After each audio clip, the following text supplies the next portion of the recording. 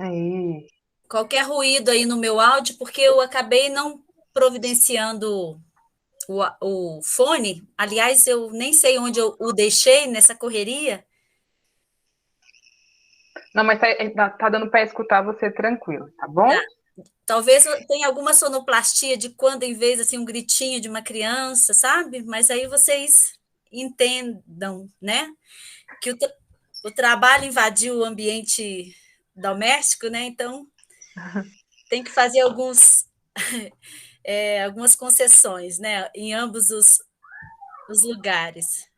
É verdade, aqui também, viu, gente? Aqui também, de vez em quando, alguns barulhos aqui é meu filho. Então, vamos iniciar? Então, primeiro, gostaria de dar boa noite a todos e todas. Eu sou Fernanda, eu sou professora de Pedagogia do IFB, Instituto Federal de Brasília, Campus Ceilândia.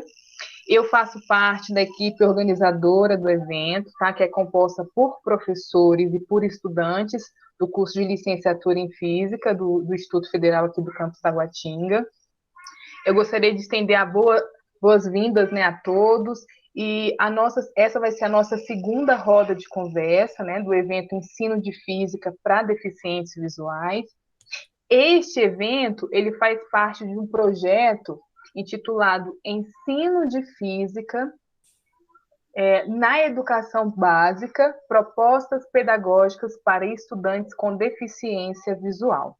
Ele é um projeto aprovado pelo Programa de Apoio à Pesquisa Aplicada e Prática Profissional, edição especial Ações Inclusivas.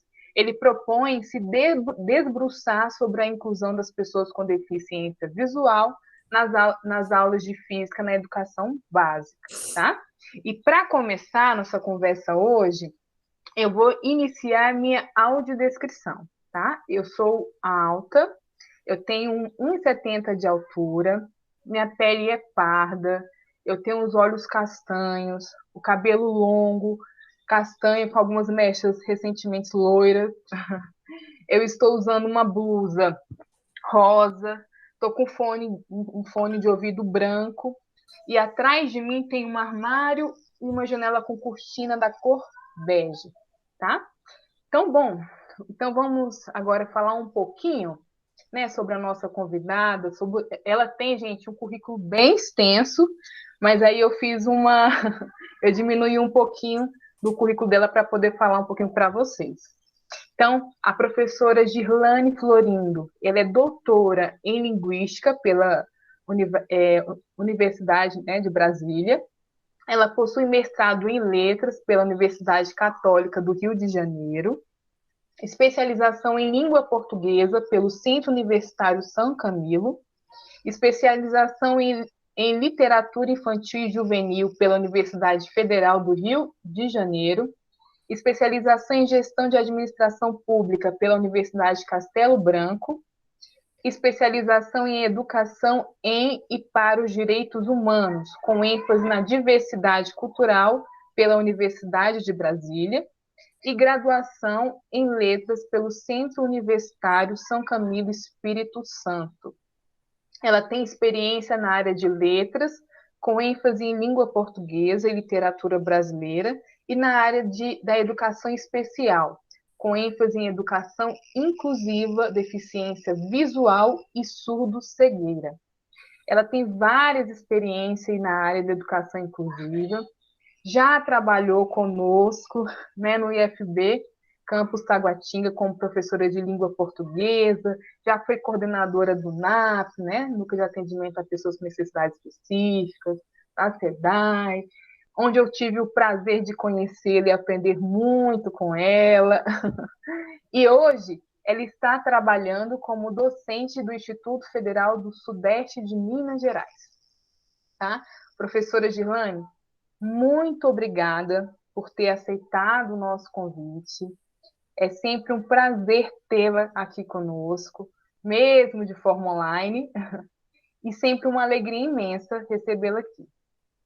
E eu também, pode falar? Não, Não? Tranquilo?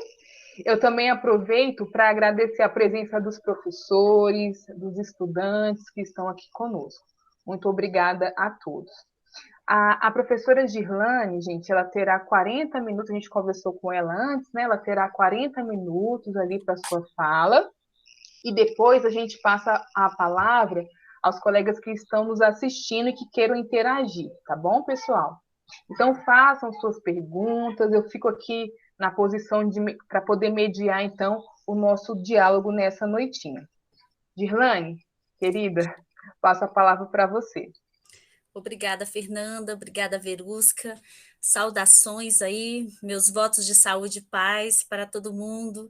Lembranças aí saudosas a todos do CETAG, um espaço muito querido para mim.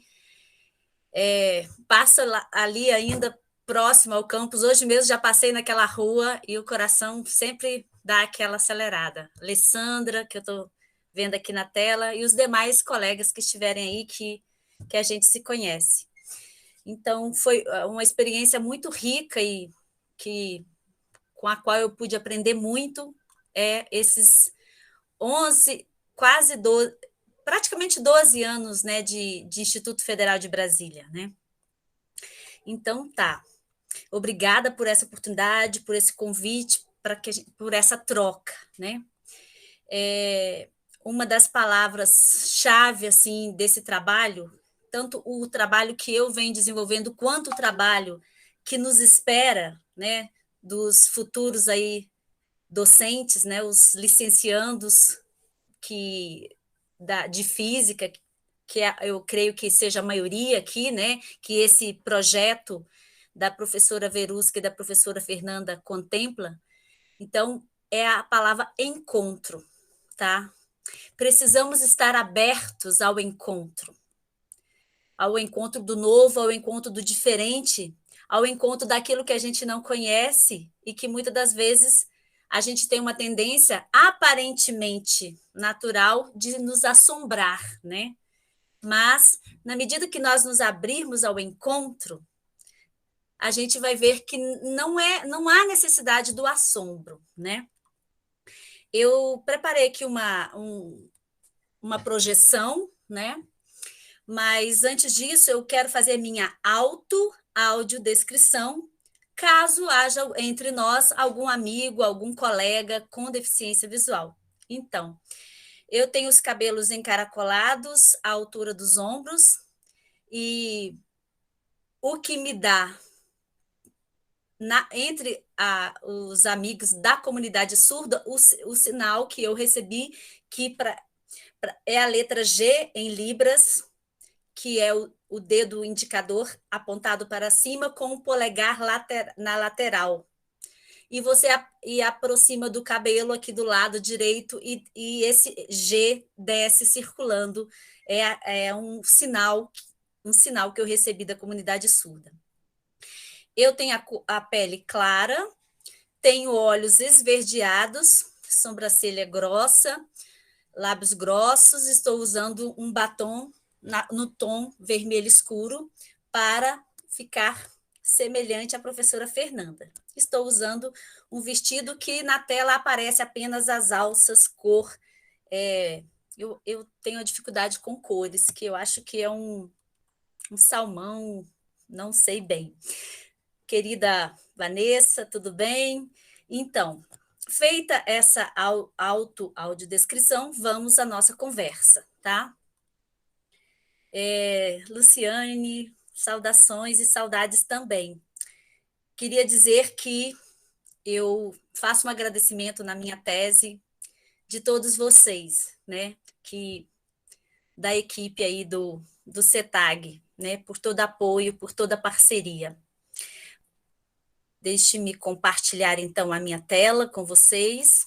E aí, como a professora Fernanda já sinalizou, nós vamos ter uma fala aqui inicial e depois a gente abre para nossa conversa.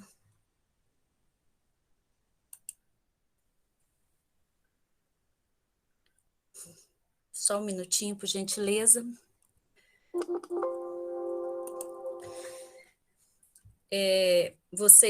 Fernanda, sinaliza para mim, tá visível aí na tela? Sim.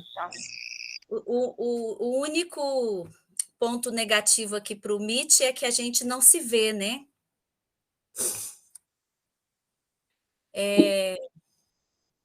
Observem que a nossa... Geralmente, todos os eventos, as palestras e as aulas que a gente participa, elas têm como suporte o visual, né, gente? Ela tem... Ou é o PowerPoint, sempre os recursos são visuais, né? E a gente tem... podemos dizer que a nossa sociedade, como um todo, ela é uma visual, e nós tendemos a ser até dependentes das imagens, sabe? Então, eu tenho aí o título que a gente propôs para a nossa conversa: Educação acessível para estudantes com deficiência visual, desafios e possibilidades.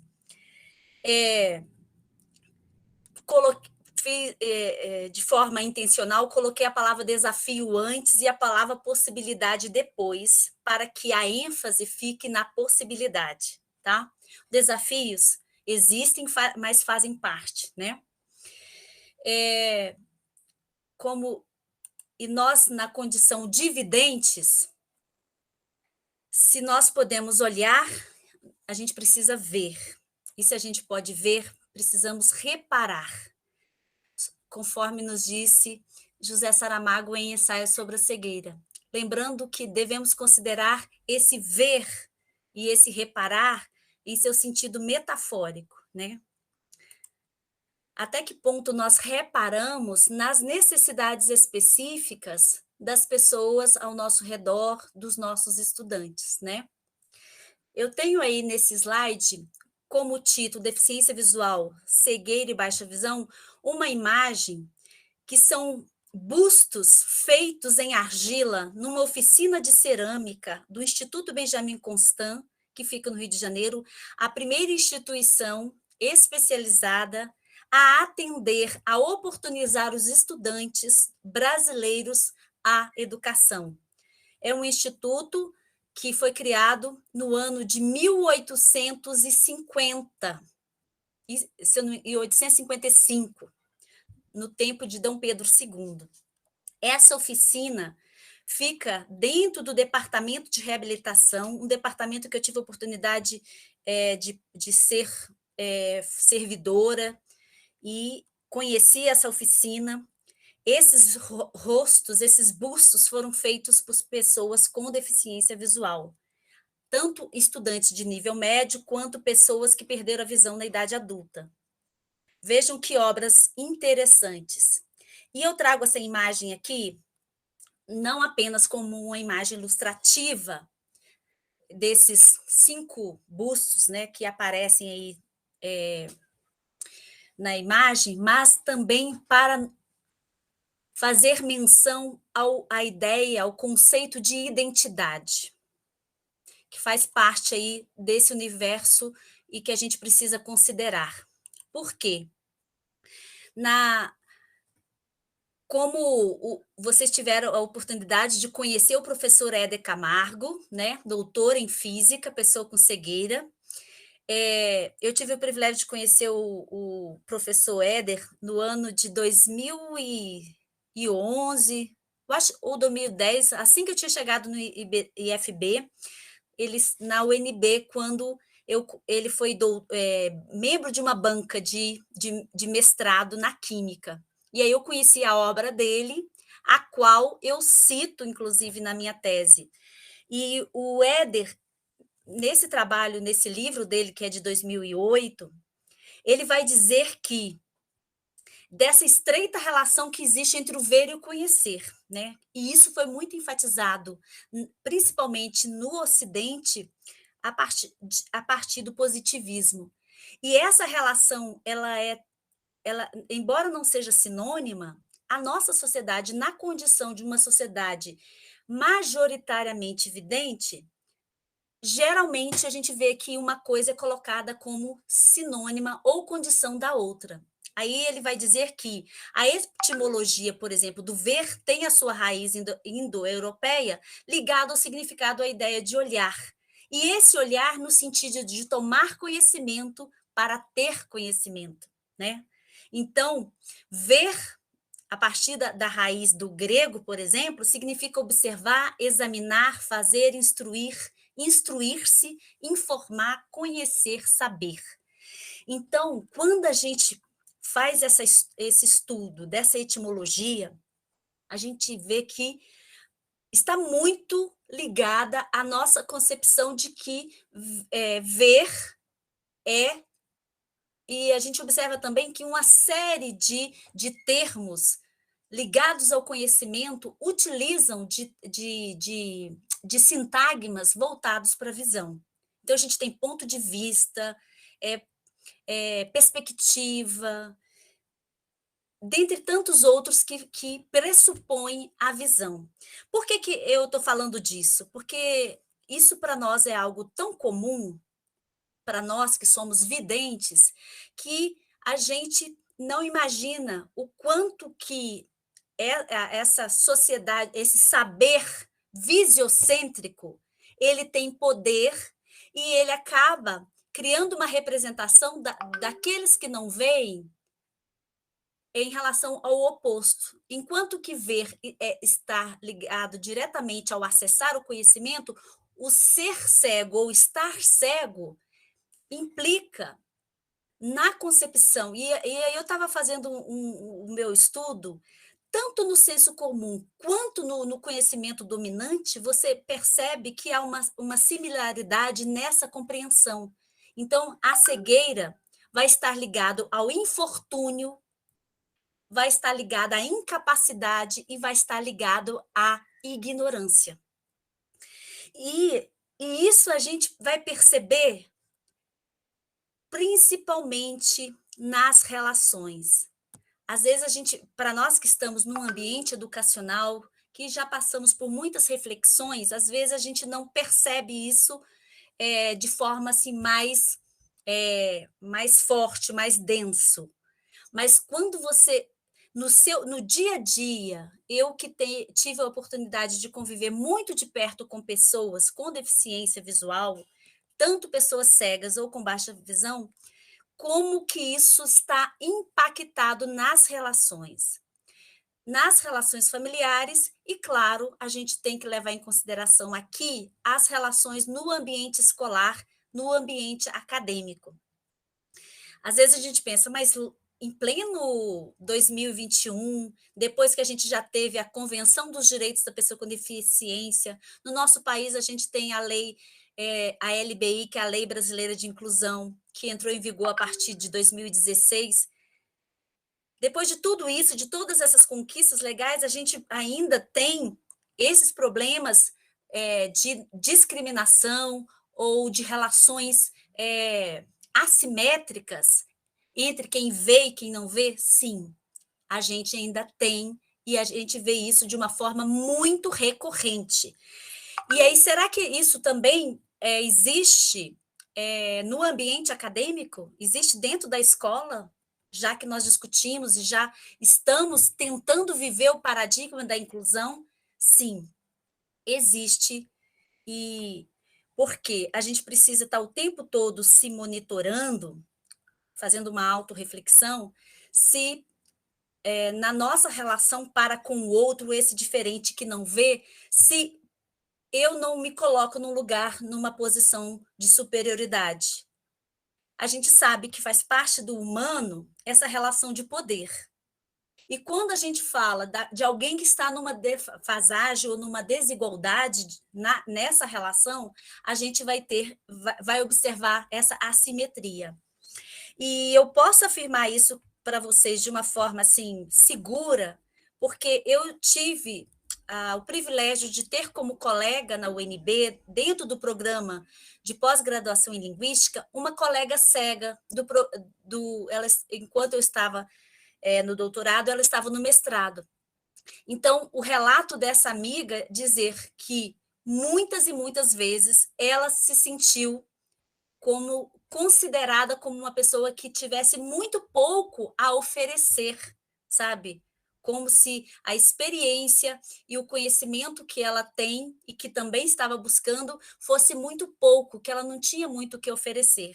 Então, mesmo estando dentro da UNB, dentro de um programa de pós-graduação em linguística, dentro de uma linha de pesquisa que trabalha muito nessa desconstrução de relações assimétricas de poder, que é a linha da análise de discurso crítica, ainda assim, a Jandira relatou para mim muitos momentos em que ela se sentiu, tanto entre colegas, entre pares, quanto em relação a docentes e outros profissionais, essa assimetria. É importante a gente pensar nessas relações para que possamos estar abertos ao encontro e acreditar na potencialidade desse sujeito diferente, desse sujeito que não dispõe do canal sensorial da visão, que, como sabemos, é um dos canais, assim como a audição, os principais canais de inter-relação com o ambiente. Como é que eu faço aqui para ver vocês um pouquinho? Voltar aqui, só um minutinho. Fernanda, você está aí? Sim. Eu queria te perguntar uma coisa, Fernanda, já que eu não posso perguntar para todos, porque a gente não está num espaço presencial, a Fernanda, eu vou fazer umas perguntas, você pode ser a minha, vamos dizer assim, pegando a Fernanda aí de surpresa. Fernanda, você já teve contato assim, mais direto com uma pessoa com deficiência visual? Eu estou tendo agora com o nosso. A gente tem um aluno de física da licenciatura, ele inclusive está presente aqui conosco, o Igor. Então, é o primeiro aluno que eu estou tendo com deficiência visual. Nossa, Igor, olha, eu queria te parabenizar e dizer que eu esperei tanto por ter um estudante com deficiência visual. Eu achava assim que o campus, eu fiquei um pouco assim em descrédito de achar que algum estudante chegaria ao campus Taguatinga. Eu vi aluno com deficiência visual chegar ao campus Planaltina, Riacho Fundo, São Sebastião, Brasília, mas o campus Taguatinga, eu falei assim, até porque eu sou da área de linguagem, né, gente? Aí eu falei assim, será que alguém vai querer encarar um curso aqui na área das exatas, um curso na área de engenharia? Mas, claro, as licenciaturas sempre convidam, né? Que bom que você chegou, Igor, e que com certeza vai mudar muito esse campus. E de um tempo para cá, a gente tem percebido que o campus tem procurado ser um campus acessível, a gente tem visto que os nossos colegas professores têm se mobilizado, fazendo projetos. Então, assim, às vezes existe um assombro, eu não sei se isso aconteceu com você, Fernanda, em algum momento. Não, assim, a gente está aqui para sermos sinceros, né? Não tem por que esconder os nossos sentimentos, as nossas reações, que fazem parte desse humano, e esse humano está aqui para aprender, né? Para vencer mesmo essas nossas questões, né? Porque às vezes a gente trabalha tanto a questão do pensar, do intelectual, que a gente tenta apagar um pouco do restante, que é o sentir, né? E a gente não é só pensar, a gente é tanto quanto sentir também, né? E aí, Fernanda, você teve algum momento esse sentimento de assombro, assim, de receio? E agora, né? Eu tenho um aluno com deficiência visual. Eu ainda não tive a oportunidade de tê-lo comigo em alguma disciplina, né? Eu fiquei sabendo pela reunião de colegiado, né? Alguns professores já tiveram esse privilégio. Mas quando a gente ficou sabendo, né, do Igor, né, a gente teve muito essa preocupação de como ajudá-lo, né, dentro do processo de ensino e aprendizagem. Então, realmente, no primeiro momento, né, a gente achou algo bem desafiador. Exatamente. Mas que bom que vocês acharam só como algo desafiador, né? E nada como um instituto que se diz de ciência e tecnologia. Oh, não, primeiro ele é de educação, ciência e tecnologia. Então, o Igor está no lugar certo, nós todos estamos no lugar certo para fazer a coisa certa, que é construir juntos, né? Nessa parceria. E eu chamo isso de ensinagem-aprendizagem. Eu acho que isso é uma mão dupla que não tem como dissociar uma coisa da outra. E a gente, vocês vão perceber, eu não sei quanto, se já está há mais de um semestre que o Igor está com vocês, mas o quanto que todos já aprenderam com a presença do Igor, né? Então é isso. Eu me lembro que quando estávamos fazendo a primeira sensibilização para implantar os NAPNs pelos campos do IFB, na época que eu estava à frente da Coordenação de Ações Inclusivas, junto à Pró-Reitoria de Extensão, eu estava no campus Samambaia. E aí, como a minha vivência maior era com o público com deficiência visual, eu trouxe para eles como exemplo, vocês podem receber um estudante cego. Eu lembro do burburinho que isso causou, sabe? E aí, lá vocês sabem que tem o curso na área de móveis, né? E que, assim como a eletromecânica, a automação lida com muitas máquinas. Aí os professores ficaram naquele assombro. Como assim? Podemos receber um aluno cego? Eu falei, sim, vocês podem. Mas eu falei assim, olha, primeiro, se um estudante chegar aqui pleiteando fazer um curso na área de móveis, com certeza ele deve gostar muito da área e ele deve saber muito, ou querer muito, então isso já é o ponto de partida, né? Eu percebo que, pela minha experiência, sabe, Fernanda, que os estudantes, todos nós que buscamos uma formação, a gente é muito raro a gente ver alguém que busca uma formação de forma muito aleatória. Eu vou ver que curso é esse. Geralmente, as nossas escolhas, elas são escolhas já que já vêm sendo estudadas por nós, a gente já percebe se a gente tem uma certa habilidade ou uma certa aptidão, né?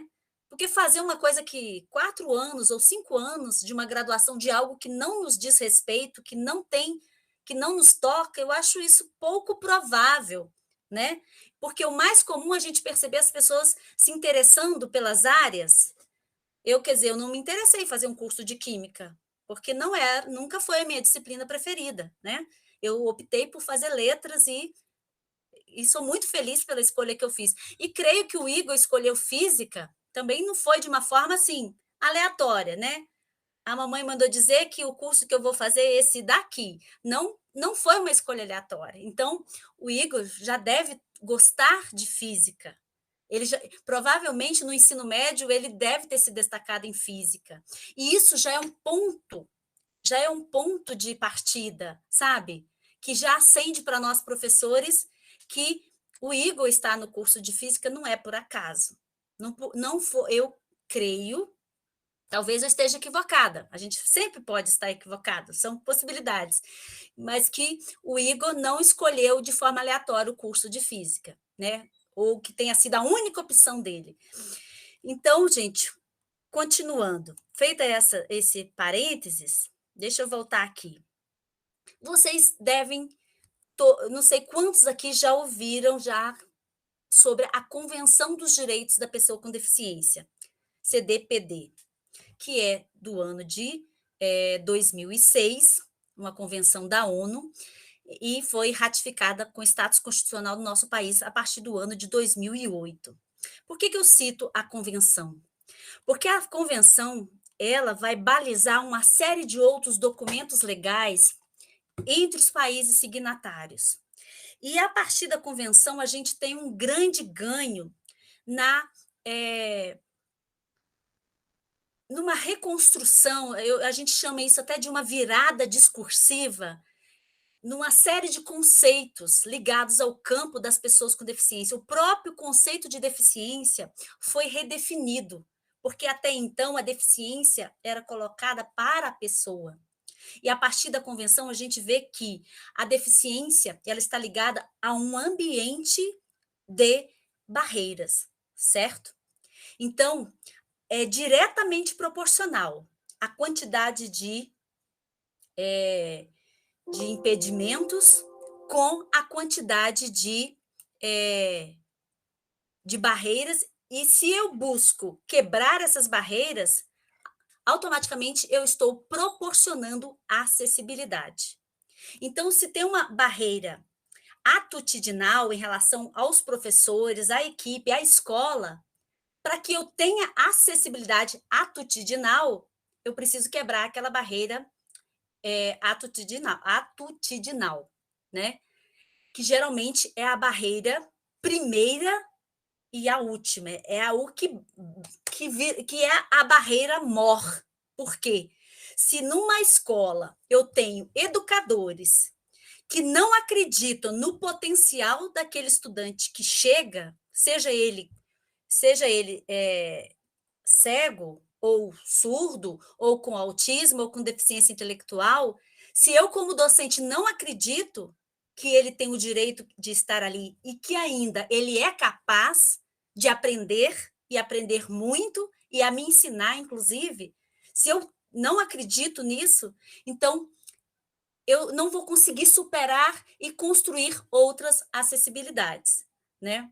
Então, a partir da convenção, a gente vê que todo o direcionamento, todas as diretrizes já estão muito claras e que basta que cada país, que cada instituição vá construindo o seu ambiente como um ambiente inclusivo, como um ambiente acessível. Por exemplo, a gente conhece muito bem, eu acredito aqui, o conceito de inclusão. Pelo menos a gente tem uma ideia bastante claro, eu acho assim, já bem próximo do ideal do que seja um ambiente de inclusão. Mas eu vejo que essa inclusão, esse paradigma ainda está sendo construído, isso não é algo efetivo de fato em todos os espaços. A gente ainda vive uma transição do antigo modelo, que era o da integração. Vou dar um exemplo para vocês em relação às pessoas com deficiência física. Eu já vi isso no nosso campus, né? Nós tínhamos um estudante cadeirante, e aí, para que ele pudesse fazer uma determinada disciplina, que tinha um laboratório no segundo piso.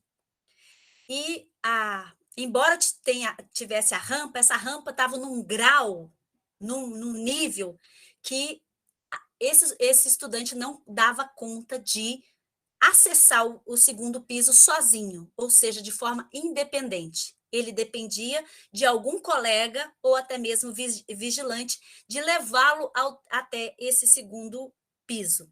Então, a gente tem esse exemplo como um exemplo de integração, não é inclusão.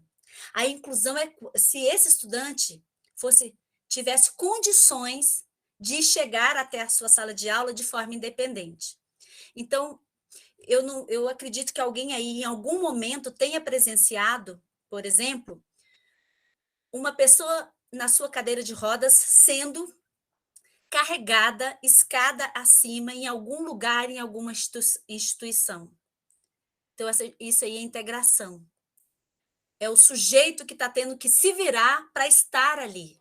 Essa instituição não está preparada e não procurou fazer nada para receber aquele estudante dentro da necessidade específica dele. Eu creio que seja um exemplo que muitos de nós têm observado. Por exemplo, em relação ao surdo, a gente vê a presença dos intérpretes de Libras. Isso ainda não é inclusão por surdos, isso é integração.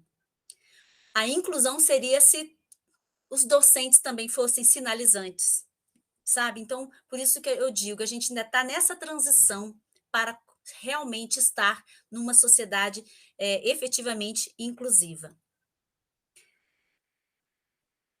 Voltando aqui para a apresentação,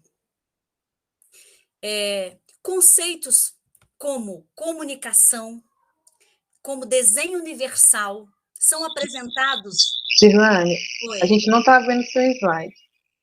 Deixa eu ver se eu tinha que pedir para projetar novamente, só um minutinho. Ok. Agora sim? Agora sim. Desculpa, Fernanda, obrigada aí. O conceitos como desenho universal, comunicação, são apresentados, então, como propósito da convenção para atingir princípios máximos. Vejam isso, gente. O respeito pela dignidade, autonomia e independência das pessoas. A não discriminação, a plena e efetiva participação e inclusão. Igualdade de oportunidades, acessibilidade, igualdade entre homem e mulher, respeito pelo desenvolvimento e identidade desde as crianças com deficiência. Olha só olha que força, olha que tudo que nós temos aí nesses princípios. Se a gente vivesse isso aqui, a gente não estaria falando ainda em barreiras, certo? Então, quais são os pontos nodais que nós temos na convenção que vai direcionar as outras os outros dispositivos legislativos que vieram depois? A não discriminação e a acessibilidade. A não discriminação nos reporta a qual barreira? Aquela que eu citei, que é a tutidinal. E a acessibilidade é o que vai estar relacionada às demais barreiras, a curricular, a de comunicação, a arquitetônica, a metodológica, né? Então, esses dois pontos, que é a não discriminação e a acessibilidade, vai, então, direcionar, vai balizar, no caso do nosso país, a Lei Brasileira de Inclusão. Gente, é só para mostrar aí para vocês. Eu fiz aí nesse formato aí de uma escadinha, desde a negação, a exclusão, o não direito à vida, passando pela benevolência, a integração, até chegarmos hoje na inclusão. Esse percurso não foi um percurso curto, tá? E essa inclusão, que seria uma educação para todos, ainda não é algo tão real assim. Nós temos a trajetória histórica das conquistas legais que começam, eu fiz uma síntese a partir de 1948. Se a gente vê aí, é tudo muito gradativo, sabe? E em relação à cegueira, que é o foco da nossa conversa aqui. Quando a gente faz uma pesquisa de ordem histórica, a gente vê que a cegueira ela era considerada na Grécia Antiga como uma capacidade de evidência, né? Como se o sujeito é cego, então ele pode ter algum dom de adivinhação, por exemplo. No Antigo Testamento, a cegueira era considerado como um pecado. Alguém tinha pecado, os pais, para justificar por que aquela pessoa fosse cega. No Novo Testamento, a gente já vê que a cegueira é como um caminho para a luz, né? Se ela for curada, ela está como representante desse caminho para a luz. Na Idade Média, a gente vai ver uma realidade de cegueira como mendicância, ou seja, marginalidade total. Vai depender da ajuda alheia. E alguém aí, Fernanda, você já viu essa cena, uma pessoa cega pedindo esmola? Já, infelizmente. E isso é em pleno século XXI, com toda essa legislação que a gente falou, com toda essa construção social, histórica e humana que nós temos, a gente ainda vê essa realidade, né? No iluminismo, que aí a gente tem a questão do positivismo, a gente vai ter um grande silenciamento das subjetividades e inteligibilidade das pessoas com cegueira. Embora tivesse um grande ganho em relação ao direito à vida, aqui a gente tem muitos movimentos de pessoas com deficiência, mas em relação à cegueira, as subjetividades e a inteligibilidade desse grupo foi silenciado. E aí, o que eu proponho para os tempos atuais? A cegueira como forma de visão. É claro que considerar a cegueira como um lugar de inteligibilidade, em que as vidas de homens e mulheres com cegueira são vidas valiosas, são vidas potentes, existe criatividade na cegueira, é algo que precisa ser construído. Por quê? Por causa das relações. Entre videntes e pessoas com deficiência visual, no caso, eu observei, gente, de forma muito próxima, porque eu fiz um trabalho de pesquisa etnográfica, existe, eu chamei isso de saber poder visiocêntrico. Isso observando famílias em que o familiar que enxerga, ele tem uma postura, uma relação diante do seu parente cego, uma relação de poder, em que às vezes ele nem se dá conta disso. Por quê? Na condição de pessoa que vê, ele sente que ele pode mais, ou que ele sabe mais. E muitas das vezes essa relação, ela vai produzir subalternidade. Ela vai criar, a gente chama uma dependência da pessoa que não vê, a ponto dessa pessoa perder a sua autonomia. É como se a pessoa que não enxerga não tivesse direito à escolha, a decisões, a ter suas vontades, a manifestar os seus desejos, tá? Então, quando você faz essa retrospectiva das narrativas da cegueira, a gente vai perceber que isso está muito diretamente ligado à ideia de vulnerabilidade. Eu acho que o professor Éder deve ter comentado para vocês sobre as perspectivas em relação aos diferentes modelos, e que hoje, no atual contexto, o modelo que nós estamos buscando construir é o biopsicossocial, em que não existe mais uma vulnerabilidade passiva, como antes era dada pelo modelo médico, que via a deficiência como um lugar de menos-valia, um lugar que precisava ser tratado, que precisava ser curado, né? Porque a desigualdade estava colocada no corpo. Pelo modelo biopsicossocial, a cegueira ela é vista como uma narrativa de produção de desejo. Isso é um termo, uma expressão de Pascoal, que é uma psicóloga que trabalha no Instituto Benjamin Constant. Na tese de doutorado dela, ela traz essa proposta, né? Ou seja, a pessoa com cegueira ela tem direito de manifestar suas escolhas, a sua autonomia, todo o seu potencial. E essa vulnerabilidade, existe uma vulnerabilidade? Existe, porque vivemos num ambiente em que há barreiras. Se há barreiras, vai haver vulnerabilidade. Contudo, essa vulnerabilidade, ela não é mais uma vulnerabilidade passiva, em que a pessoa é uma coitada, ela não tem vontade própria. É uma vulnerabilidade proativa. E aí, a perspectiva de desigualdade, ela vai ser mudada de ponto. Ela não está no corpo e ela não está apenas nas estruturas sociais, ela está também nas estruturas e nas relações.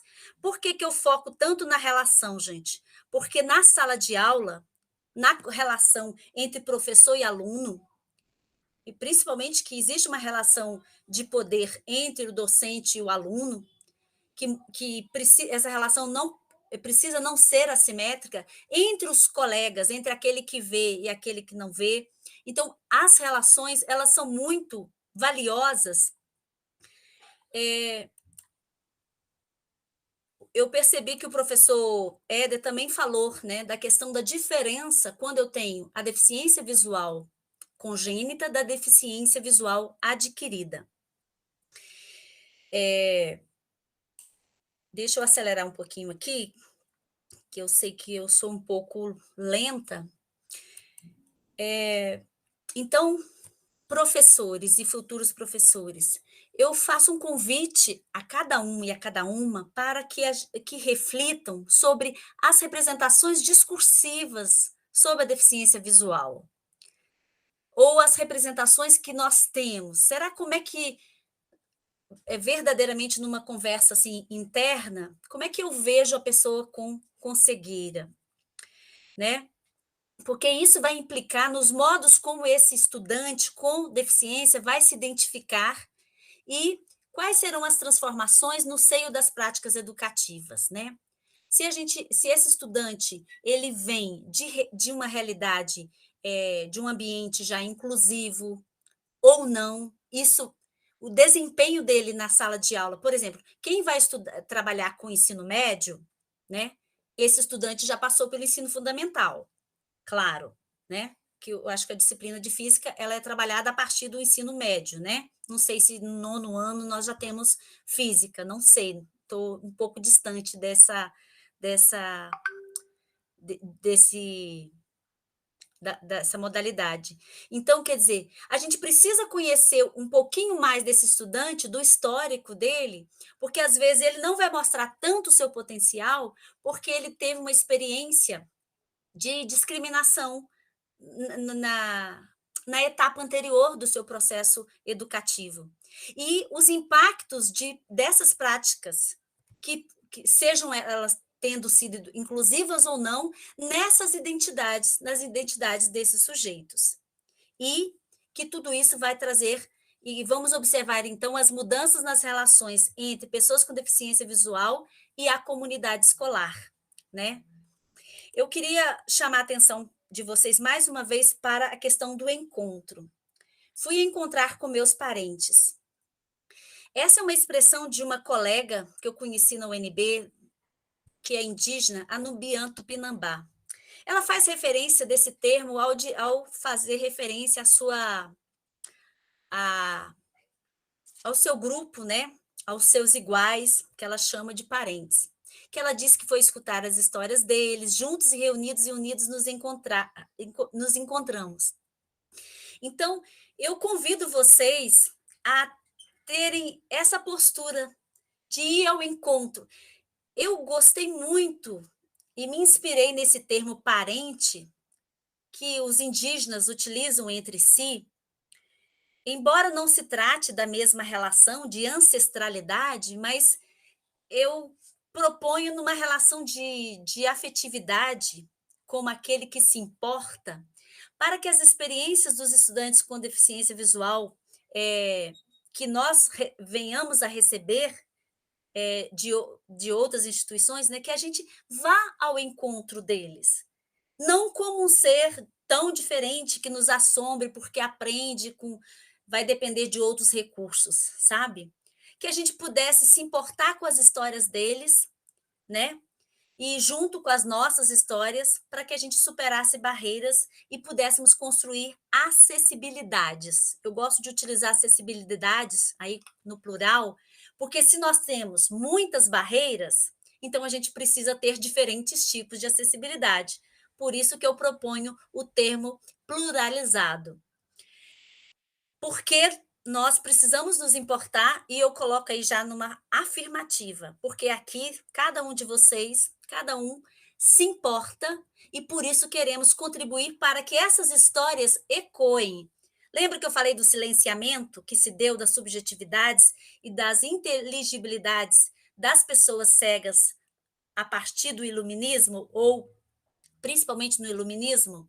Então, por isso que eu utilizo aí o verbo ecoar, porque essas histórias, a gente precisa ouvir mais desses nossos estudantes.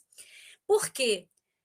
Quem chegar no ensino médio já passou pelo fundamental, então ele tem toda uma experiência, ele já utilizou recursos, e no caso aí do IFB, eu acho que é o Igor, né, que é o estudante, com certeza, onde é que o Igor fez o ensino médio dele? Foi em que instituição? O que é que ele, toda a experiência que ele já viveu, quais foram as barreiras que ele enfrentou? Então, com certeza, a gente tem muito que aprender com ele. A gente não precisa reinventar a roda. Além de ouvir as histórias e todas as experiências que esse estudante já traz da instituição, do nível anterior que ele passou, nós temos também como recurso, como opção, o trabalho cooperativo entre todos os setores da escola. Aqui eu usei os exemplos com base na estrutura do campus Taguatinga, por exemplo, que pertence ao IFB. A gente tem o NAP, de coordenação pedagógica, coordenação de curso, coordenação de extensão, a assistência estudantil. Então, é um trabalho cooperativo. Cada um, nas suas potencialidades, propor condições, recursos, propor instrumentos de acessibilidade. E aí, para a gente poder construir esses recursos, trabalhar com projetos de pesquisa e extensão para a construção desses recursos e tecnologias. A Fernanda, por exemplo, nós tivemos, né, Fernanda, a oportunidade de trabalhar num projeto de uma impressora 3D. O que eu e Fernanda entendíamos de impressora 3D? O quanto você entendia, Fernanda? Antes do nosso projeto, nada. Nada. Foi novo para mim. Mas a gente fez um trabalho o quê? Cooperativo. A gente tinha colegas da engenharia, tinha o professor Diego da matemática. Então, assim, cada um fomos juntando força.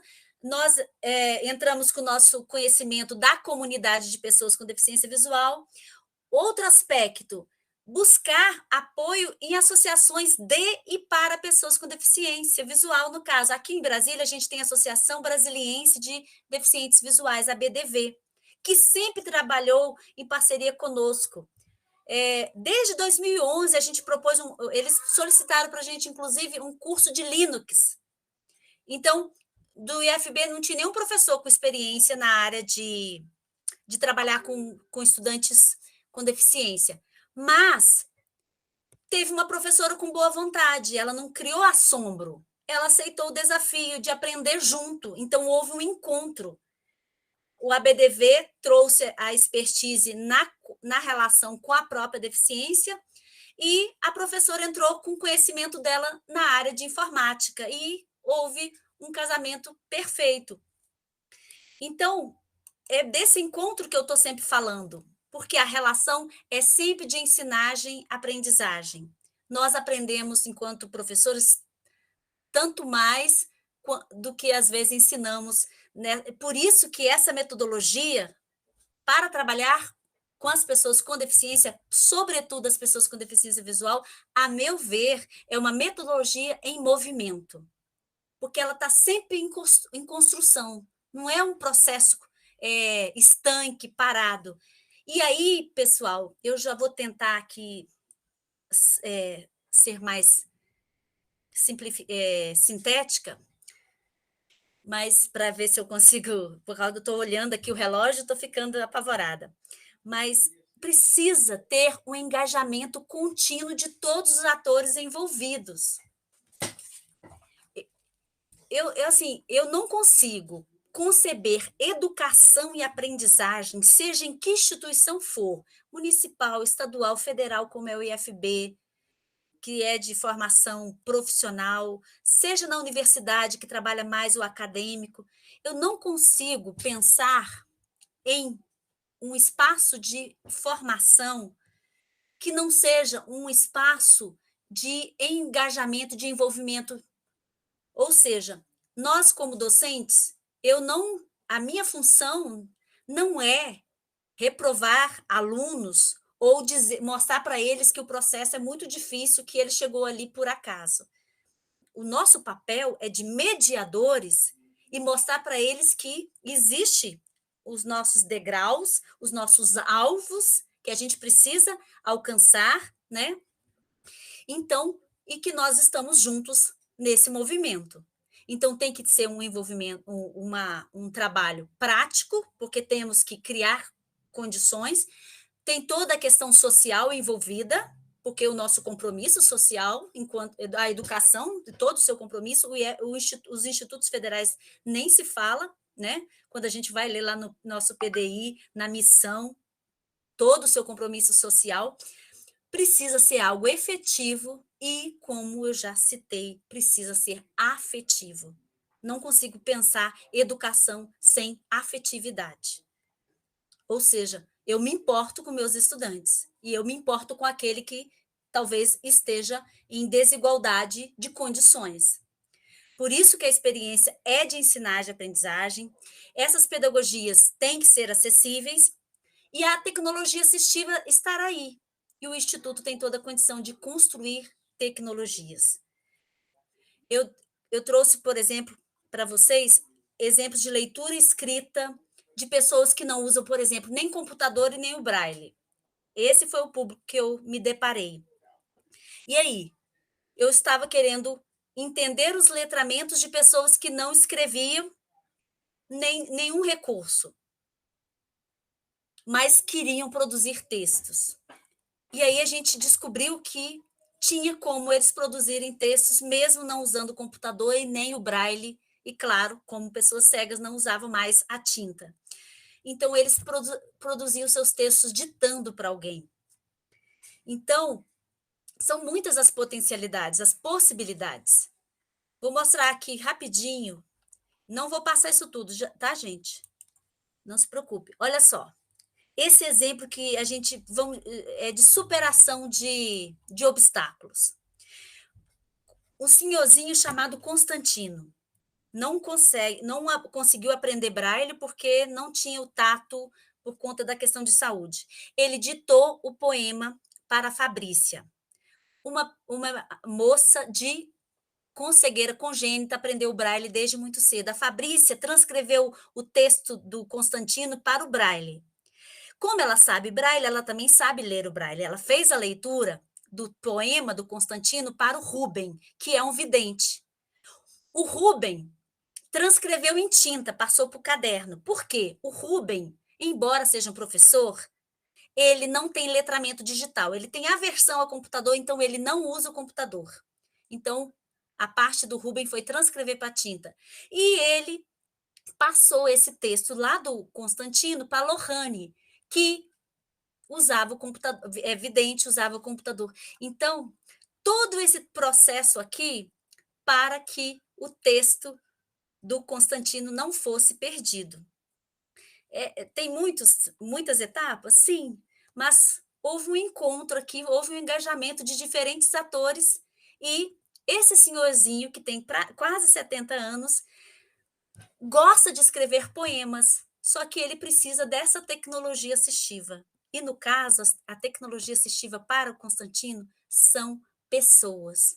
Por isso que eu insisto tanto que a gente considere as relações, tá? Outro conceito-chave ou categoria-chave que eu queria chamar a atenção de vocês é a categoria da mobilidade. Tanto para quem tem cegueira congênita, para quem perde a visão numa certa idade, a primeira coisa que essas pessoas perdem é a mobilidade. Pensando aí no conceito básico de mobilidade, o seu direito de ir e vir. E aí, para se voltar à mobilidade, ela precisa aprender a utilizar a bengala, que é uma tecnologia assistiva. Então, a partir da bengala, que é um instrumento muito simples, embora hoje já exista diferentes tipos de bengalas com outras funcionalidades, né? Que inclusive tem institutos aí pelo Brasil afora que que garotos muito jovens conseguiram criar bengalas assim com outras funcionalidades muito ligadas à questão da tecnologia. Então, essa pessoa passa por uma formação chamada de orientação e mobilidade. E aí ela aprende a se deslocar no espaço utilizando outros sentidos que não mais, claro, não tem o visual, e ela consegue se deslocar. O Constantino, por exemplo, é um senhorzinho que mora em Santa Maria, e ele circula pelo Distrito Federal, né? Ele vem para Taguatinga participar das atividades que tem na Biblioteca Braille, por exemplo. Então, um exemplo que foi dado ao Constantino a tecnologia assistiva, que é a bengala, e a ele uma formação, que é uma formação específica na área de orientação e mobilidade. Então, quer algo mais desafiador, que é se deslocar dentro de uma cidade, que a gente sabe que o trânsito tem as suas complexidades. Pegar transporte público e se deslocar. Então, você vê que as barreiras, quando as oportunidades são dadas, as acessibilidades são construídas, as barreiras são superadas. E aí, eu queria, para tentar finalizar aí com vocês, eu fiz esse gráfico mostrando que quanto mais positivas forem as relações, no sentido de que elas não sejam assimétricas, mais mobilidade vai existir na vida da pessoa com deficiência visual, né? E quanto, se essa relação for assimétrica, quando você não considera a pessoa com deficiência visual como um ser capaz, você vai diminuir a mobilidade dela. Eu estou explorando o termo mobilidade, pensando na mobilidade de um modo muito amplo, em várias vertentes. Por exemplo, a mobilidade de acessar o ensino superior, por exemplo. A mobilidade em apresentar as suas vontades, as suas escolhas, a tomar suas decisões. Então, a mobilidade em acessar as informações, os seus direitos. Então, queria que todos nós aqui pensássemos em mobilidade com todas essas acepções, ligando a mobilidade em todas as áreas da vida. Então, quando eu dou condições de mobilidade a esse sujeito, ele vai ter uma menor dependência do vidente. E no âmbito familiar, por exemplo, quanto menor for a sua dependência, menor vai ser a regulação. Por quê? Do outro lado, quanto maior for a dependência do vidente, maior a sua vida vai ser regulada. E aí eu vou ter uma condição de subalternização. E aí, no nosso ambiente aí educacional, seja dentro de uma realidade de Instituto Federal, seja dentro de uma realidade de educação básica, precisa ter esse movimento que eu já comentei com vocês. Nós, como educadores, precisamos sermos instrumentos de escuta para ouvir a história desse estudante, das suas dificuldades, dos seus medos. Precisa ter essa comunicabilidade, né? Porque tudo isso é mobilidade. Todos esses termos aí eu colhi das conversas com os meus amigos com deficiência visual.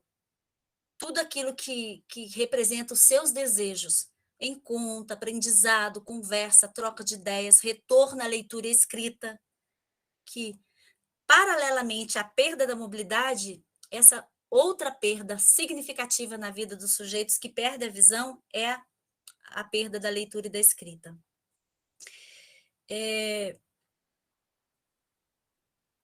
Então, eu proponho que, ao invés dessas vidas serem reguladas e subalternas, que elas sejam vidas de agenciação, que, por sua vez, serão vidas emancipadas. E aí eu proponho um conceito que eu chamo de alceamento. Alcear, na medida que esse sujeito se posiciona para partir para a sua mobilidade, para a sua vida, para o caminho, para construir, sabe? E o alceamento e a agenciação precisa estar sempre presente, sabe? Eu não sei se o Igor vive isso, mas eu vejo isso muito na vida dos meus amigos. Nessas relações, a assimetria, essa relação de poder entre quem enxerga e quem não enxerga, ela vira e mexe, ela está acontecendo em diferentes espaços, né? Não estou falando só do espaço educacional, mas nos outros espaços de um modo geral, né? Então, a pessoa com deficiência visual, ela precisa estar como se ela tivesse o tempo todo que provar que ela é capaz, sabe? Por isso que eu coloquei nessa figura a agenciação. Apesar do sujeito estar alceado, ele precisa dessa agenciação contínua para que ele mantenha a sua emancipação. E aí, eu coloco nesse movimento os aportes para essa mobilidade desse sujeito.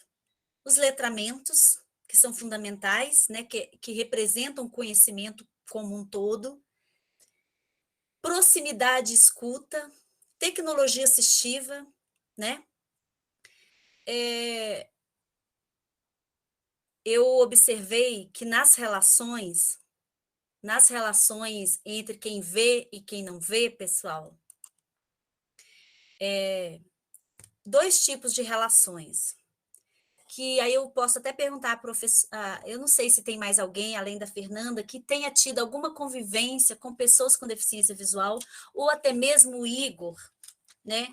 O Igor, você tem baixa visão, ou você tem deficiência visual total? No grupo que eu trabalhei, eu percebi de dois tipos de relação. Eu chamei de relação de distanciamento e relação de proximidade. Em qual delas vocês acham que tem encontro? Em qual delas vocês acham que tem conhecimento das necessidades das pessoas com deficiência visual?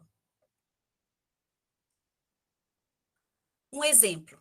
Aí eu já tô liberada para responder, para conversar com vocês. Vou dar um exemplo. Eu conheci uma família em que eu fui fazer uma entrevista com a filha de um senhor cego, que perdeu a visão quando ele era jovem, não tinha nem 20 anos, estava todo expectante que ele em fazer o curso de medicina, tá, sabe? E aí, ele num acidente, ele era mecânico de automóvel, ele tem uma infecção no olho que passa para o outro e ele vem a perder a cegueira, a perder a visão e tornar-se uma pessoa cega. Ele ficou em torno de 8 a 9 anos em casa. Ele utiliza muito termos como fiquei trancado, é como se eu estivesse dormindo, como se a minha vida tivesse parado. Só que, depois que ele conheceu outras pessoas com deficiência visual, pessoas que tinham sua vida com todo o envolvimento, uma série de atividades, ele percebeu que ele também poderia sair daquela imobilidade. E aí, ele aprende o braille, e aí ele volta a estudar, e ele faz todo o ensino médio de novo, porque ele queria fazer uma boa prova de Enem, porque ele queria alcançar uma média satisfatória, porque já que ele não poderia fazer medicina, ele não poderia ser médico, por causa da condição de cegueira, ele pensou qual é o curso mais próximo daquele grande sonho, daquela grande aptidão que ele tinha pela medicina. Ele foi fazer psicologia. E ele formou-se em psicologia. Ele, ano passado, passou pela formatura, já recebeu como é que chama, o registro dele junto ao Conselho de Psicologia. E em relação sobre a relação com os familiares. A filha casou-se, e aí no casamento dela, ela tomou providências para que houvesse audiodescrição no casamento do pai. E ela me disse assim, eu convidei todos os amigos do meu pai, que também são cegos, e eu queria muito que meu pai participasse de tudo. Essas são palavras literais dessa filha. Porque eu queria que ele participasse de tudo do meu casamento. Então, gente, esse exemplo desse caso, eu chamo de uma relação de proximidade. Então, essa filha se importou, ela quis que o pai compartilhasse, interagisse naquele evento, que foi o casamento. Então, ela providenciou o quê? Um recurso que existe, que já está posto, que é o recurso da audiodescrição, que se torna uma tecnologia assistiva. Já teve outra situação de outro familiar, numa outra família, em que eu percebi, ao conversar com o familiar, que ele não entendia quase nada quais eram as necessidades daquele familiar, que ele precisava adquirir para ter uma vida independente. Então, eu chamei essa relação de uma relação de distanciamento. Quando eu me distancio, que esse comportamento está dizendo, assim, né? Que na verdade, eu não estou distanciando da pessoa, eu estou me distanciando da cegueira.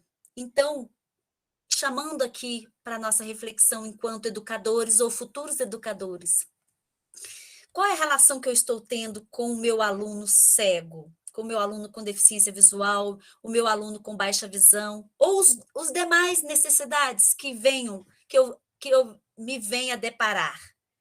Então, será que, na medida, quando eu tenho essa resistência em buscar compreender as suas necessidades, aquilo que ele precisa para ter acessibilidade no currículo, ter acessibilidade na sua participação, será que, quando eu me coloco nesse lugar de distanciamento, eu estou mostrando um pouco de quem eu sou, os meus medos, e, no fundo, eu estou dizendo que eu não acredito no potencial daquele sujeito, daquele ser humano, né?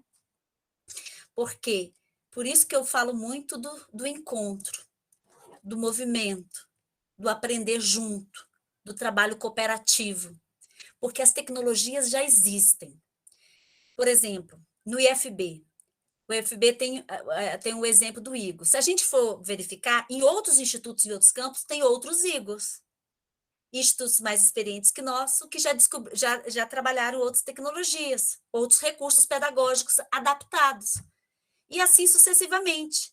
Então, mas aí é uma postura da instituição, uma postura nossa enquanto educador, buscar conhecer essas tecnologias. Como eu falei antes, não precisamos reinventar, porque tem muita tecnologia posta.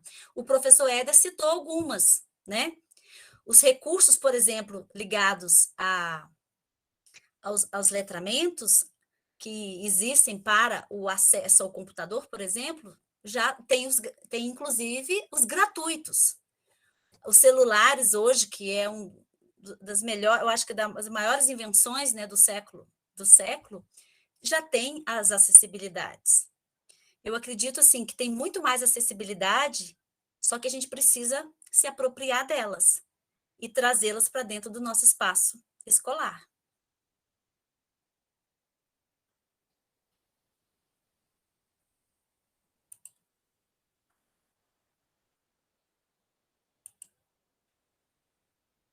Fernanda? Oi, Girane, muito obrigada, viu, pela sua fala, tão esclarecedora, provocativa, reflexiva, né, de olhar os sujeitos, né, e aprender também com eles, porque a gente aprende muito, já estou aprendendo muito com o Igor. A gente tem aqui no chat também o João Moraes Júnior, que ele diz que também tem baixa visão, né? A gente aprende muito com eles, né? Então, e a importância de olhar essa subjetividade, né? Que é nisso que que está aí o papel do professor, né? Para poder então ajudar dentro do processo de ensino e aprendizagem. Muito obrigada, Girane. Eu vou abrir agora para as perguntas, né? Para a gente poder conversar um pouquinho.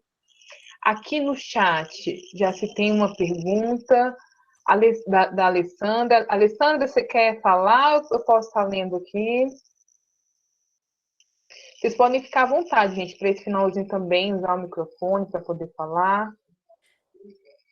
Gente, eu peço desculpas aí, porque eu acho que eu avancei no tempo que a Fernanda tinha me dado, mas essa já é uma característica minha de ser falante, e convivendo com pessoas com deficiência visual, a gente aprende a ser mais falante ainda, porque a gente transforma tudo que é imagem em palavras. Vocês imaginam, né?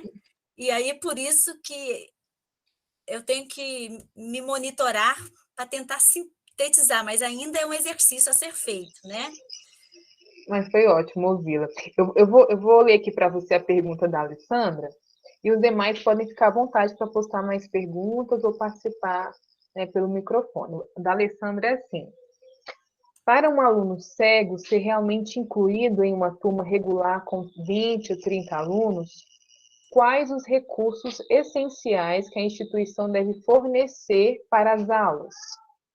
Ela colocou um exemplo. Por exemplo, para surdos, um dos recursos é o intérprete. Isso pensando na nossa instituição. Então, gente, não pode faltar softwares, leitores e ampliadores de tela, tá? Eu não sei se ainda temos, porque em tempos bem antigos, lá nos idos 2010, eu tive a oportunidade de fazer um projeto junto ao Ministério da Educação, consegui verba e eu comprei, na época, softwares e encaminhei para as bibliotecas que eu achei que onde seriam mais bem aplicados, inclusive com possibilidade de atender, para além do público interno, atender uma comunidade. Os softwares para serem utilizados nas bibliotecas, nos computadores das bibliotecas. Então, eu penso que a instituição precisa investir, por exemplo, em notebooks. Já vivemos essa realidade no IFB, de um estudante com deficiência visual, mas que ele não era usuário de Braille. Ele não tinha afeição para o Braille, então ele precisava usar o computador para acessar tantos conteúdos quanto fazer as suas avaliações, né? Porque a gente não pode, por exemplo, só trabalhar com o oral. O estudante, porque ele não escreve em Braille, ou porque na instituição ainda não tem esse profissional, que é o transcritor em Braille, ele fazer somente provas orais. Como é que nós vamos trabalhar a sua habilidade de produção escrita, principalmente nas disciplinas ligadas a linguagens e suas tecnologias, né? Então, foi necessário, na época foi tão difícil, porque outros setores, aqueles que cuidam do patrimônio, não queria liberar o notebook, e aí só foi possível porque tinha um projeto de uma professora que liberou o notebook do NAPNE. Então, notebook com esses leitores de tela. Tem as versões pagas, nós tivemos a oportunidade de ter pelo menos esse aqui, que é o JAWS, que é pago, mas tem um NVDA, que é muito bom, o Éder cita o NVDA, que é gratuito, que é muito fácil de ser baixado, né? E aí, assim, claro, se tivermos a oportunidade de ter os dois, por quê? Há funcionalidades que um é melhor e há outras que o outro é melhor. E aí, sempre, quanto mais, melhor. Mas na impossibilidade de ter a versão paga, vamos buscar a versão gratuita, né? E eu coloquei aí no chat outras opções, né? Eu não sei se o Éder comentou, acho que não, porque é tudo muito rápido, né, gente? Esse momento aqui é muito rápido, o tempo parece que trabalha contra nós. Mas lendo o relato do Éder, que é algo que me impactou bastante, na época da produção da dissertação de mestrado dele, ele ainda não tinha acesso a esses leitores. E aí ele precisou, gente, ditar toda a dissertação dele para alguém escrever para ele, sabe? Então, agora a gente vê que tem esses recursos. E aí a pessoa pode ela mesma escrever a sua dissertação, o seu TCC, porque existem esses recursos.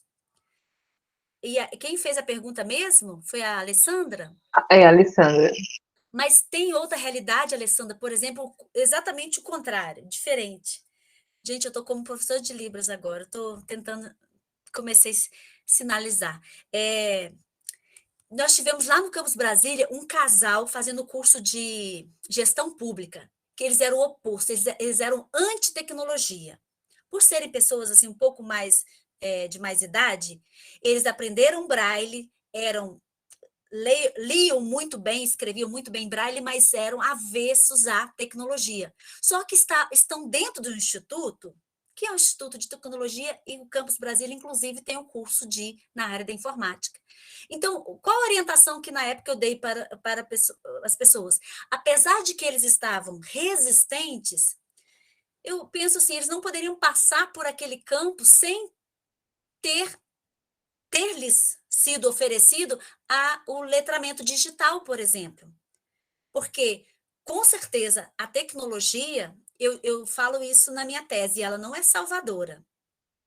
O ponto nodal são as relações, mas ela ajuda muito, muito. Então, por exemplo, em relação àquela quantidade grande de conteúdos, o estudante ter o conhecimento digital, poder usar um notebook, isso dá para ele muito mais rapidez para acessar essa gama de conteúdos que são trabalhados nos cursos, principalmente nos cursos de graduação, tá? Existe um outro recurso, Alessandra, para quem é brailista, que se chama linha Braille. a linha Braille ela é muito boa para ser utilizada principalmente nas bibliotecas, principalmente para estudantes que têm o domínio do Braille. O Braille está muito ligado à identidade da pessoa com deficiência visual. Então, vocês sabem, eu acho que tem noção do que é o Braille, a escrita em relevo, né? E aí, a pessoa pode ler aquele conteúdo que está ali na tela, que está em PDF, por exemplo, que faz parte do acervo digital da instituição, ler em Braille, que é, às vezes, a sua opção primeira de letramento, de acessibilidade. Igor?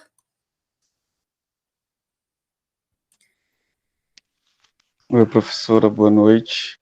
Eu sou o Igor. A senhora havia perguntado qual é o espectro da minha deficiência visual. Eu, por muitos anos, fui baixa visão, né? E agora, nos últimos 2 anos, eu legalmente sou considerado uma pessoa cega. Contudo, há uma possibilidade aí de um transplante de córnea em um olho, e eu posso voltar a ser baixa visão. Que Mas bom, eu Igor. quero, a pergunta que eu quero fazer à senhora é justamente nesse sentido, né? Nós sabemos que a deficiência visual, como eu havia dito, ela é um espectro, né? E eu percebo que, por ter vivido com a baixa visão por muito tempo e agora está legalmente cego, eu percebo que até entre a comunidade das pessoas com deficiência visual há um certo preconceito, ou uma distinção, vamos dizer assim, das pessoas com baixa visão e das pessoas que são cegas totais, né? E as pessoas com baixa visão, elas também necessitam, né, de material adaptado e de atendimento da instituição, óbvio.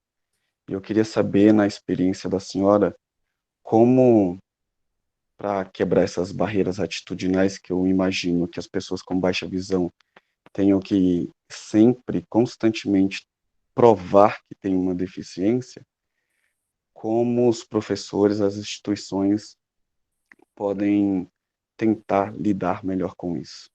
E muito obrigado pela sua fala de hoje. Ok, de nada, Igor. Obrigada a você também por estar aqui. Então, a baixa visão, a gente às vezes diz que é um não lugar, né?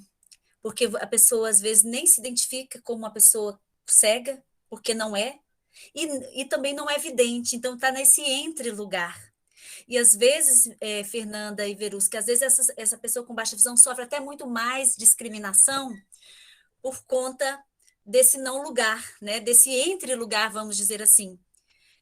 Temos realidade de pessoa que, às vezes, a pessoa com baixa visão, ela faz uso de uma bengala. Inclusive, atualmente, estão tentando implantar uma bengala com uma cor diferenciada, né, Igor? Que é com aquele detalhe em verde, para tentar sinalizar para a sociedade que ali se trata de uma pessoa com baixa visão. Que eu tenho amigos com baixa visão que já foram ofendidos, xingados no ônibus por serem tratados, por serem considerados fingidores, estava fingindo ser cego. Gente, ninguém precisa ficar fingindo. Mas a bengala é um instrumento que dá mais segurança no seu ir e vir. Então, aquele resíduo visual dá para ele uma mobilidade maior, uma orientação maior, mas quando vai se tratar, por exemplo, de leitura, a pessoa não lê tinta, né? E aí, alguns podem até ler com os ampliados. Nós tivemos aqui no campus Taguatinga uma estudante no curso de artesanato, né? Se eu não me engano, era do... Como é que é o nome do curso noturno de nível... Proeja. Proeja. Isso, Proeja. Então, ela conseguia ler os adaptados, e aí eu acho que a Alessandra teve a oportunidade de dar aula para ela, inclusive, eu acho assim, foi uma das poucas professoras que teve esse cuidado de encaminhar o material para que esse material fosse ampliado para essa aluna. Inclusive, nós tinha na escola aquela, como é que é o nome? Suporte para leitura, para a pessoa colocar o material de leitura mais próximo do rosto, mais próximo dos olhos, para não ter que se debruçar sobre o material. Então, e aí, o Igor, tentando voltar no que você falou em relação aos professores, à instituição, né? Esse trabalho é um trabalho, assim, que às vezes é muito minucioso, é muito lento, mas precisa ser mesmo um trabalho de formiga, né?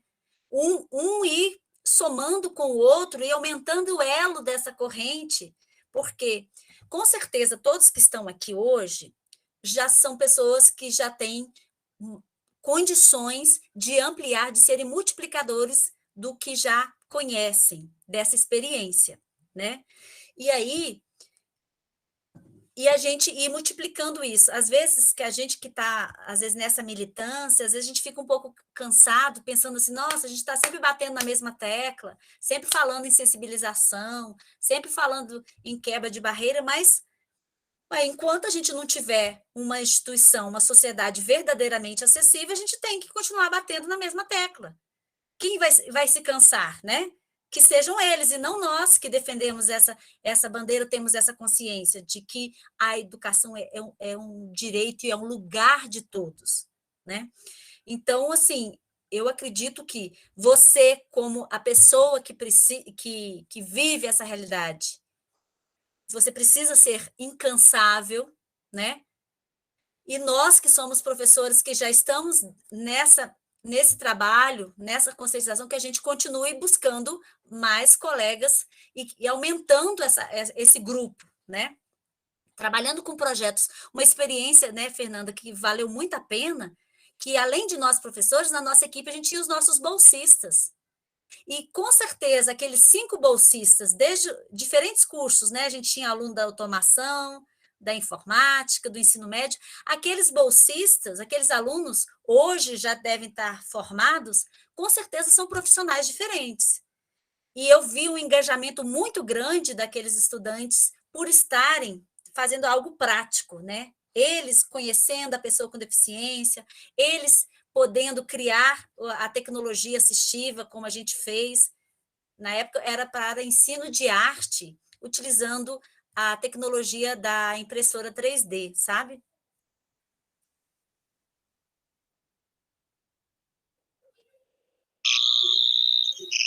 É verdade, a gente aprendeu muito, né? E com certeza também foi muito proveitoso para os alunos também, né? Eu queria até contar para vocês que tem uma colega da física que foi minha bolsista de um curso de extensão. Na época, eu tive a oportunidade de ser professora no primeiro período em LPT, né? Que eu e a Verusca fizemos uma troca de turma.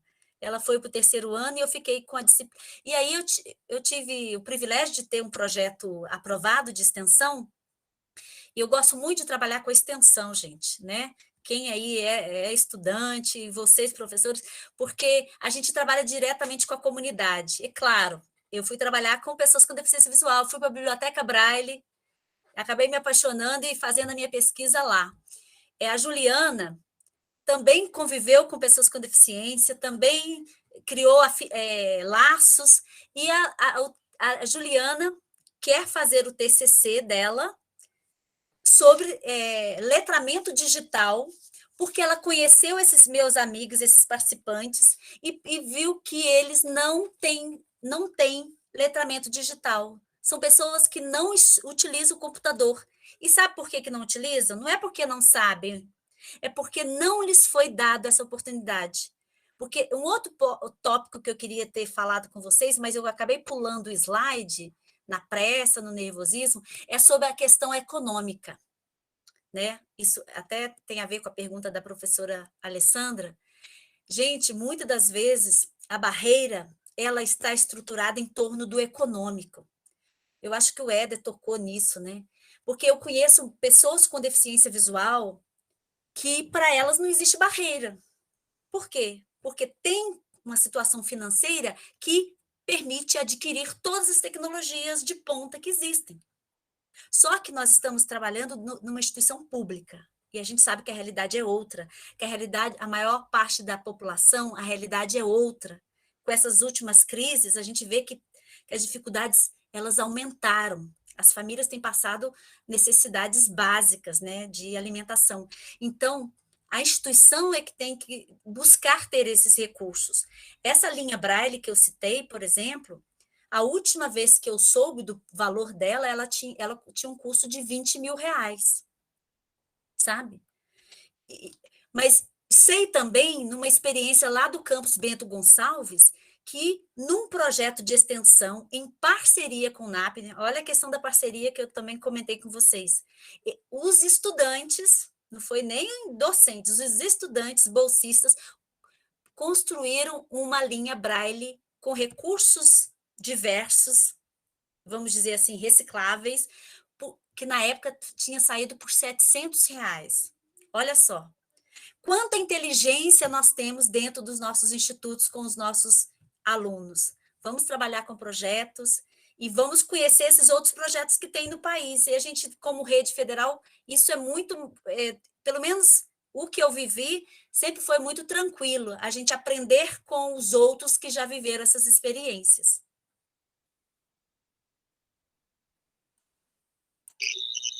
Muito bom, Gilane. Pessoal, alguém tem mais alguma pergunta? Gostaria de falar mais alguma coisa?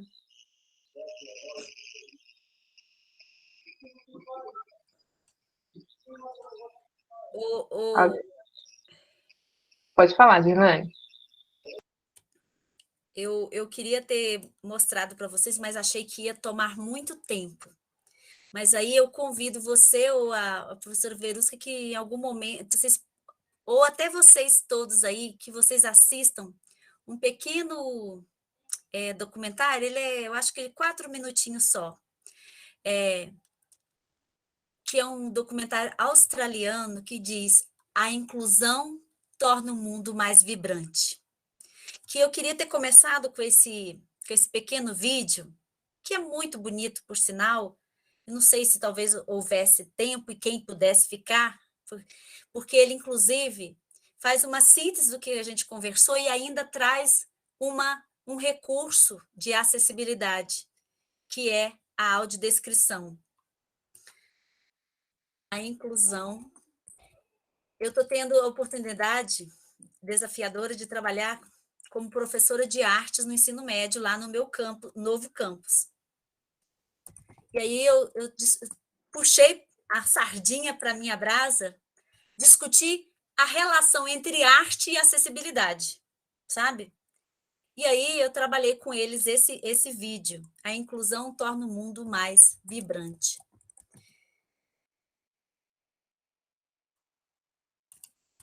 Aí eu fiz esse questionamento para eles.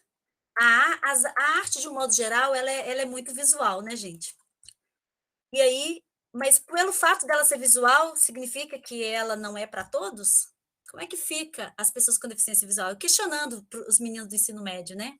E aí eu pude trabalhar com eles esse vídeo que mostra um exemplo muito bonito de audiodescrição, sabe? Tá procurando aí, Verusca?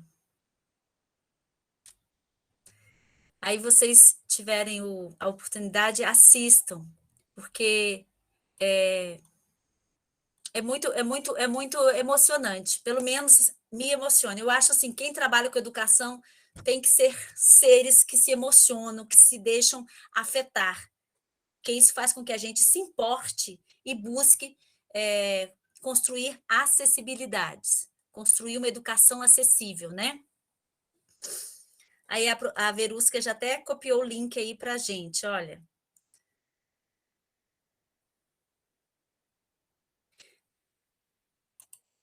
Então, pessoal, uma questão que a gente precisa muito pensar sempre, entre a disponibilidade e o acesso. Fique com esses dois conceitos em mente. As tecnologias existem, a acessibilidade é possível, mas ela está disponível? As pessoas que delas precisam estão tendo acesso? Por isso que a questão econômica precisa ser sempre levada em conta. Por que os meus parentes com deficiência visual, que eu me apropriei desse termo, por que eles não têm letramento digital? Porque eles não têm recurso para comprar um computador ou um notebook. não tem, sabe? E aí, quando a Juliana Santos for fazer o projeto dela é um projeto prático. A ideia é que ela leve esse grupinho lá para o campus. Quem estiver lá, por favor, dê o apoio para ela, para conseguir esse laboratório. Eu já tinha conseguido com o nosso diretor, mas aí entrou a pandemia, impediu a gente de se deslocar e chegar lá. Porque uma coisa, Verusca, que eu fiquei muito impactada, falei assim, eu não posso passar pela vida dessas pessoas e não mudar essa vida dessas pessoas. Ou seja, se lhes falta o letramento digital, eu preciso criar o acesso, a disponibilidade. Então, tinha o campus com vários computadores, um professor que ia fazer esse trabalho de ensiná-los a usar o computador, usar os recursos que são gratuitos que o computador oferece, mas a gente teve um problema da... E aí, a pandemia não permitiu que a gente fizesse esse curso, embora ele já tivesse sido programado, e esses alunos estavam muito ansiosos por essa formação. Você conheceu alguns deles, Verusca? Aqueles 3 que conseguiram chegar lá e fazer aquela pequena formação que você proporcionou. Então, eles eram os primeiros dessa lista. E aí, quer dizer, embora eu esteja partindo, né, já fui, vamos dizer assim, a Juliana é a sementinha aí com o TCC dela, de que isso que eu não consegui, eu mesma, que essa minha grande menina, que é a Juliana, eu estou muito esperançosa que ela vai conseguir levar o letramento digital para esses meus parentes. Muito legal, bonito. Eu me emocionei. Muito bom, né?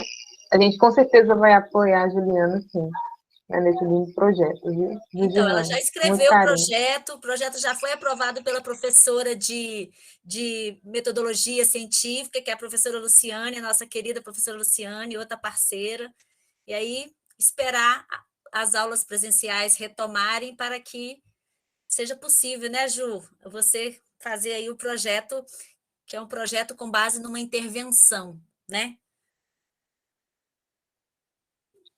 Muito bom, muito bacana.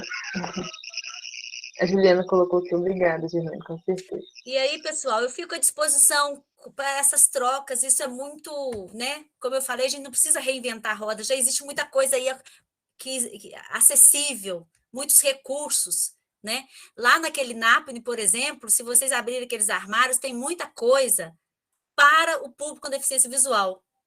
Existiam os recursos e ainda não tinham os estudantes. A gente tem uma máquina lá chamada máquina fusora, que prepara material em alto relevo. Vocês lembram na fala do professor Éder, ele falando, por exemplo, um aluno de ensino médio, você tem que fazer os gráficos, as parábolas. Existe essa máquina fusora, que ela imprime em alto relevo, né? Então, tem muito material que já existe, que a gente pode lançar mão deles. Muito bom. Eu estou até anotando aqui já, para a gente utilizar, né, o recurso. A gente viu que tem o Igor, tem outros alunos também, né, que tem baixa visão, a gente poder também estar utilizando e ajudar os alunos. Né? Mas... A gente tem lupas ampliadoras para quem tem baixa visão, e outros campos do IFB também já tem esse material, sabe? A gente tinha uma impressora Braille lá na Pró-Reitoria de Extensão, que tinha sido emprestada para o Campo São Sebastião, que tinha uma estudante cega, que eu acho que a essa altura já deve ter formado. Mas é outra coisa que a gente pode também solicitar, a adquirir esses recursos, que é uma impressora Braille, por exemplo, né? Muito bom. Muito bom, Gilane. Gilane, a gente só tem a agradecer, viu, sua presença. Com certeza foi muito proveitoso para todos nós, né, essa conversa, né, a sua palestra. Você foi muito esclarecedora. Queremos contar com você sempre, viu? No nosso projeto, você sempre está te ligando, a gente vai estar sempre se comunicando para você nos ajudar. É isso aí. já que não deu tempo da gente falar de coisas muito mais práticas, a gente fica à vontade para quem quiser escrever, perguntar, trocar ideias, né? Com certeza, podemos ficar assim. Ó, Pessoal, vai ter uma feira de acessibilidade, viu, gente? 16 e 17, lá na 112 Sul, tá? Feira de acessibilidade na área da deficiência visual. Depois, Fernanda, eu posso te passar direitinho, ó, feira de acessibilidade. Essa feira, a gente fica conhecendo tantos recursos, sabe, de tecnologia que já existem, e que mesmo que sejam recursos caros, a gente pode replicar isso com a potencialidade do Instituto na área da tecnologia. Como eu dei o exemplo da linha Braille, que lá no campus de Bento Gonçalves fizeram uma por R$ 700, a gente pode conhecer a tecnologia e criar uma réplica num valor muito mais acessível, né? É lá numa estação. É nessa que fica um espaço da Secretaria Distrital da Pessoa com Deficiência, Verusca? É na 112? A Vanessa disse que sim. Lá tem mesmo. Então, vai ser lá que vai ser essa feira. Tem uma galeria, né? Tem a galeria, tem o DF Trans, tem uns outros negócios lá. Então, é lá que está prevista ser essa feira. Teve um ano que foi lá no CEDV, que é o Centro de Ensino Especial da Pessoa com Deficiência Visual, que fica na L2 Sul. Então, eu não sei se ela é bienal, não sei se o Igor sabe. Ele até está com a mão levantada aí. Ó, gente, eu vou calar minha boquinha aqui, porque eu falo muito. E é muito bom ouvi-la, viu, Gilane? A gente aprende muito. Mas, assim, como infelizmente a gente vai ter que finalizar, né? Mas igual você colocou, quem quiser pode estar ficando até o final, né? Conversando um pouquinho. A gente vai finalizar agora. Eu queria agradecer imensamente aí a professora Girlane por tantos esclarecimentos. Sabe muito, muito, muito, muito. A gente aprende muito com ela. Então, muito obrigada, Gi, por ter você aqui conosco hoje. E agradecer a todos os presentes, tá? Pessoal, só para compartilhar com vocês, a gente, né, na próxima semana nós não teremos formação, né? Palestra aqui. Mas na outra, sem você nessa, na outra, deixa eu pegar aqui o dia. No dia 20 de dezembro, nós teremos um momento com um aluno, com o Igor, né? O Igor Miranda, ele vai estar aqui também compartilhando a percepção dele como aluno, né? Deficiente visual dentro do curso de FUS, tá? Então, sintam-se todos convidados também para poder prestigiar nosso querido aluno Igor, né? No dia 20, também às 19 horas, tá bom? A gente vai estar relembrando depois vocês por e-mail. Então, agradeço a atenção a todos, a atenção de todos. Muito obrigada, pessoal, por tudo. Vou finalizar aqui nossa gravação.